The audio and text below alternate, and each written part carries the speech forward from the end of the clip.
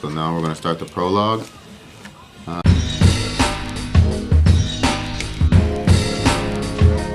The 13th day of August in the year 2028. So here we go. It was a warm summer night. It was too warm, typical of Los Angeles in late August. The air temperature always at least 6 degrees greater than the weather report. Johnny walked into the living room with the family. Johnny walked into the living room of the family home with a beer and a bowl of grapes. Esther and Jacob sat comfortably on the large sectional sofa, a big bowl of popcorn covered with limon and tapatio in between them. Bea held the remote and snacked on a shortbread cookie as she leaned on her mother's right hip. They anxiously awaited the start of the Olympic gold medal match in heavyweight boxing. Cali, Cali, Cali, chanted Johnny as he sat down, placed his beer on the coffee table, then snatched the remote from his daughter. We do not need remotes anymore, sweetie, remember? We're on the cutting edge. I still have to get used to it, Daddy, responded Bea as she moved from her mother's hip and hugged her father's ribs. Remoteless TVs have been out for like 4 years, said Jacob, who tended to undermine his father's elation. They've been affordable for us for 3 weeks, so shut the fuck up, son. The family sat in silence as the coverage for the match begun. Smack, smack. Mastica con la boca, puerca. Mastica con la boca cerrada. Puerco. Sorry, Mom. A man with a British accent's voice emanated from the surround sound speakers. Welcome to the 2028 Olympic gold medal match in boxing. I'm Piers Worthington. Tonight's bout for Olympic immortality pits Great Britain's Lennox Broughton against the California going for their first gold medal as host of these games, Los Angeles' own Booker Blake. On a Friday a little over 16 years ago, the young Brit was only 7 years old. Steve Redgrave carried the torch into the Olympic Stadium in London, England for the 30th Olympiad and lit the ceremonial cauldron. Can you raise the volume, Iha? Esther asked. Bea pointed her finger, then raised her arm in the air, and the volume went up. That's so cool, remarked Bea excitedly. Great Britain was then 4 years from exiting the European Union, which has nearly been completely dissolved into their medieval past. Brexit is still a contentious event to say the least, and has proven to have had more grandiose consequences for the European Union, rather its shards, than for Britain, who has flourished. Poland, Greece, and Hungary also defected and are now autonomous entities once more. Everything looks good. Yes. After years of arguing against but adhering to peer pressure from Paris and Berlin, many nations found being governed from Brussels unpalatable. Spain is currently in the midst of an amicable severance deal, and so is Italy, signaling an end to the 35-year-old experiment, the utopian dream of a finally united Albion, Europe, said the broadcaster on KTLA Channel 13 from in front of Joe Field in Inglewood, California. The broadcaster's voice faded into a montage of athletes from past Olympic Games. An image of Ryan Cruiser tossing his gold medal winning throw in the 2016 Olympics in Rio de Janeiro flashed in slow motion across the television screen. Daddy, didn't you throw shot put in high school? Asked Bea, looking back at her father, who was enraptured by the television. No one cares about the Olympics anymore. Can we change it? Said Jacob. I do, said Bea and Johnny in unison. They high-fived. Cali, Cali. And yes, I did, me beauty. You know I wasn't very good, but I should have kept my goddamn medals. Johnny kissed Bea on her forehead. And Jake, you love the basketball and the sprints just like me. So again, shut the fuck up. Johnny threw a grape at his son. Did you watch the the 2012 London Olympics, Daddy? Or London Olympics? London is your favorite city, right, Daddy?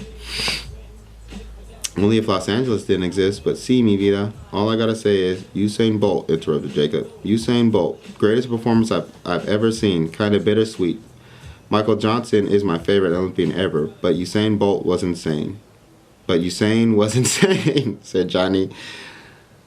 I remembered my first trip to London.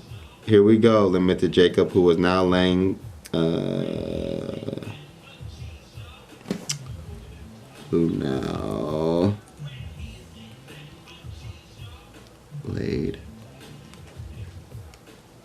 who now lay contorted on the ledge of the couch. And Johnny continued to ramble. I remember walking in Camden Town. Fuck you, Jake. A pint of punk IPA in my hand, walking around window shopping, admiring the souvenirs and the similarities to Pike Place Market. I remember the first time I saw the River Thames. It was long and wide and pretty wild. It was long, wide, pretty wild. The water looked like a flowing toilet clogged with explosive diarrhea shit with boats floating on top of it. The most beautiful river, said Jacob, mocking his father again. Johnny threw another grape at Jacob that hit him in the left eye. Ouch. Sorry, Dad, we've just heard this before. Well, you've heard it again. London reminds you of Seattle only because of the weather. A very easy comparison to make if you've been to both places, said Bea. Don't you call that false association?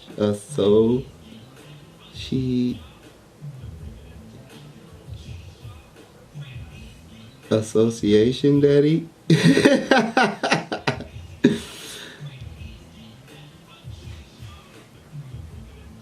That's good. I thought you were on my side, me beauty. Johnny stared at Jacob for 3 seconds, then continued. I have been to both places. I'm glad to say I have. I want to live in London and just absorb into the shadow always cast over the city. But I don't ever want to see Seattle again. It may as well be a nuclear wasteland on another planet that I've never seen or been to before or lived on or was born in or even know about. But London? Johnny swooned. A true Anglophile, said Jacob mockingly. Jacob, sit right on la estufa. Siempre con Londres, Jonathan, siempre. Cállese sobre London. I am glad you have a passion for that city. Muy divertido, ¿verdad? Pero cállese, mi amor. It has been 10 years. 10 años. In fact, you've been back so many times since you were caminando in Camden Town. That place is okay. Can we get through one pinche thing that mentions London without you talking about London? Can't even drink tea or eat shortbread cookies. And shortbread cookies aren't biscuits. They're cookies, galletas. Esther grabbed a handful from the plate of shortbread cookies on the coffee table and slammed them onto the plate. And tea isn't British.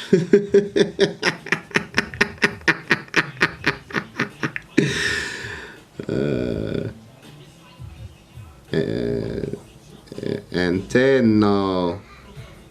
I don't know. I gotta look it up. Anteno. I don't know. And tea isn't British. Tambien. And tea isn't British. Ante isn't British. Tambien. We just had biscuits and grits this morning, and they weren't pinche cookies.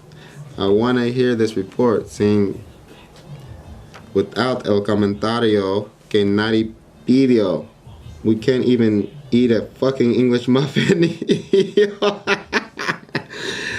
Y ahora comemos muchos English muffins and pork and beans for breakfast. I love beans, but puta madre. Me gusta que coman frijoles todos los días without toda la mierda sobre Londres. Londres.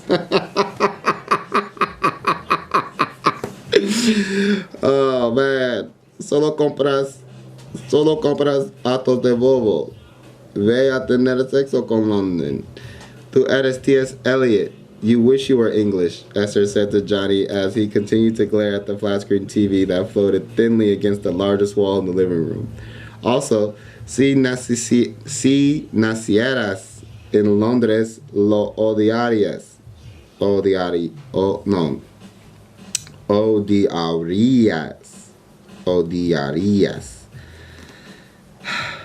Also, si nacieras en Londres, lo odiarías. I remember the first time I was in London, you were a goddamn hater too. Always a goddamn hater. Siempre. In Shoreditch, trying to watch a match, and you were arguing with me through text. About what? What were you arguing with me about? You don't remember. No me recuerdo. You were mad for no reason. And don't bring up T.S. Eliot. You don't know a goddamn thing about him. You got that anecdote from me. In fact, that's how I described myself as soon as you picked me up at LAX, my very first time that I came from there. Fuck off, you bloody cunt.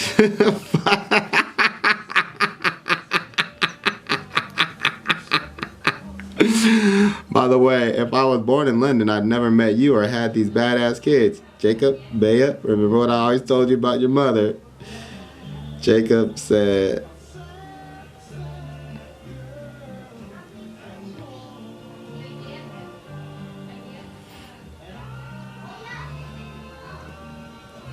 Jacob and Bea recited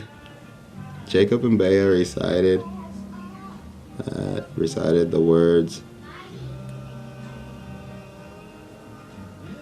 Recited the words at the same time as their father. Jacob and Bea recited the words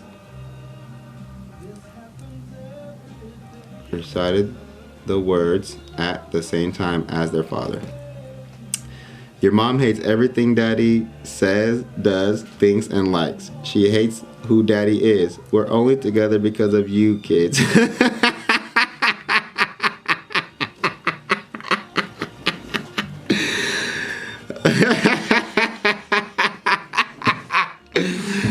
Johnny winked at his son and they gave each other dap.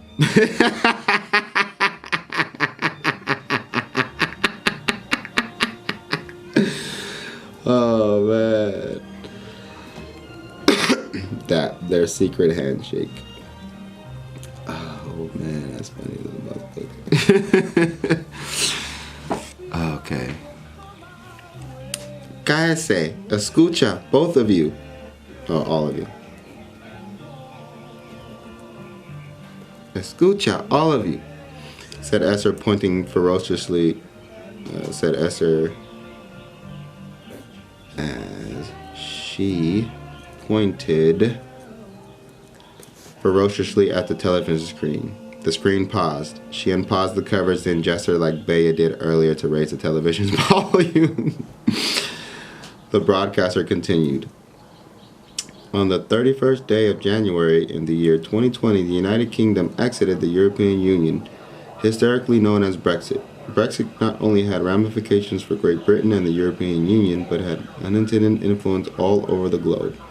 The United Kingdom was the largest economy in the European Union, and California, now spelled with a K, was the largest economy in the United States and similarly seceded from its much larger entity.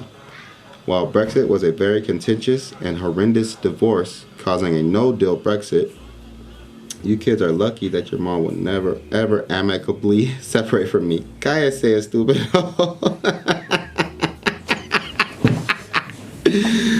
Oh, man. The South Central Los Angeles native, Jenkins. No, that's not his name.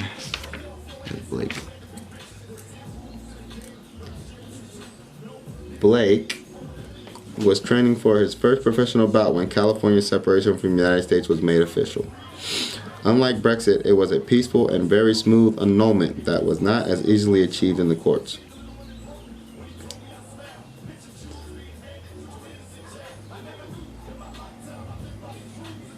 That was easily achieved in courts. The Constitution of the United States does not have any provision, ostensibly because the founders of the nation never perceived of the possibility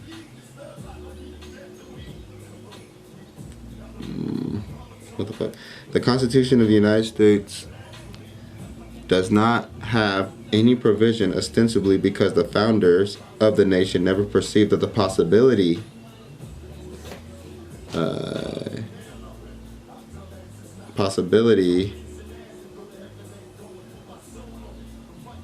or want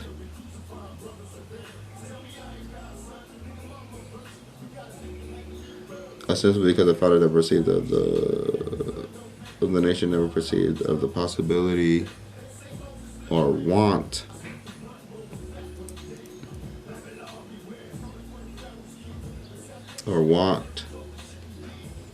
of a state to secede from the Union. The Constitution of the United States does not have any provision, ostensibly because the founders of the nation never perceived of the possibility or want of a state to secede from the Union.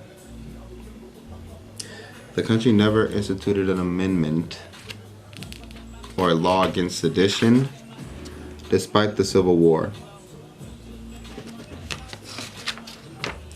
The country never instituted an amendment or a law against sedition or a constitutional law. I gotta look that up. I'm pretty sure there's a constitutional law against sedition. Despite the Civil War. In the state of California versus the United States of America, the attorneys of the United States of America argued that although the United States Constitution does not even mention succession, California's own state constitution, which states the state of California is an inseparable part of the United States of America and the United States Constitution is the supreme law of the land, mandates that California remain a part of the United States of America, for perpetuity. The lawyers for the state of California argue that the Constitution was no longer the law of the land. They would argue that since the Patriot Act could limit some constitutional protections and still has not been repealed since its institution in 2001, that it trumped the Constitution and was the true law of the land. Thank God for the Patriot Act.